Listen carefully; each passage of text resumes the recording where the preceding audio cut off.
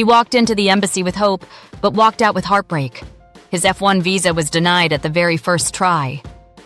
A student admitted to North Carolina State University had his dream crushed under Section 214B. That code means the officer wasn't convinced he'd return to India. Imagine years of planning, a family's savings, and a dream in limbo. He filled his DS-160 just a day before the interview. No cancellation email, no warning, just rejection.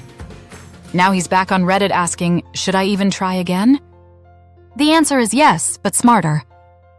Reddit voices were clear. B isn't about your grades, it's about your intent. You need to show strong ties to India: property, family, career goals, and business. Don't reuse the same DS-160. Update it, explain better, and prepare properly. Many stressed doing mock interviews because vague answers sink you.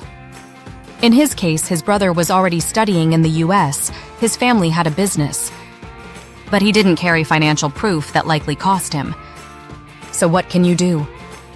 File a fresh DS-160, same answers mean the same risk.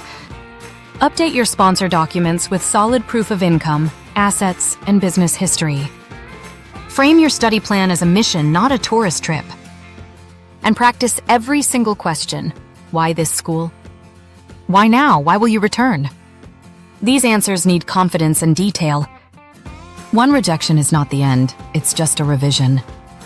If your visa was denied or you're scared of that possibility, type "ready for round 2" in the comments. Subscribe for more real-world prep, powered by your stories and your comeback.